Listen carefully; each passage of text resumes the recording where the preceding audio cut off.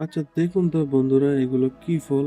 আব্বু আম্মু কুয়াকাটা থেকে ভ্রমণ করে আসছে, সাথে সুন্দরবন আর কয়েকটা জায়গায় গেছে। এখান থেকে আসার সময় এই ফলগুলাকে সাথে করে নিয়ে এসেছে। তো দেখেন, আমি আসলে এগুলা শর্ট ভিডিওতে এগুলা কিছু দেখছি, বাট এই ফলটা দেখেন, এটা কিরকম যেন, এটার নাম কি আমি জানি না। আপনারা জানলে কমেন্ট করে জানাই দিবেন। এটা দেখেন, এটাকে খুললে এটার ভেতর থেকে এরকম কালো জামের মতো কি জানি বের হয়। তো এই শক্ত ফলটাকে আবার খোসা চলে খেতে হয় এই কালো কালো ফলগুলোকে। আর আমার জন্য কি সুন্দর একটা কালো চাদর এনেছে।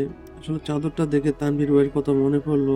তার একটা এরকম সেম কালো চাদর ছিল।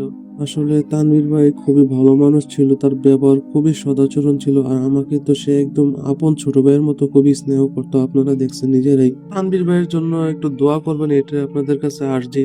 আল্লাহ পাক যেন ওনার কবরটাকে জান্নাতের ফুল বাগান বানিয়ে দেয়, ওনাকে জান্নাতি হিসেবে কবুল করে নেন, আমি। আর তাছাড়া বাড়ির সকল ছোট বাচ্চাদের জন্য খেলনা এনেছে কম বেশি। আর দাদুর জন্য অনেক সুন্দর একটি মাফলার ও একটি রাখাইন গামছা এনে দিয়েছে দাদুকে।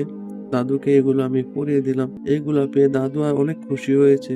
আমার দাদি থাকলে অনেক খুশি হতো, কিন্তু তিনি আজ নেই আমাদের মাঝে। আপনারা সবাই আমার দাদির জন্য দোয়া করবেন।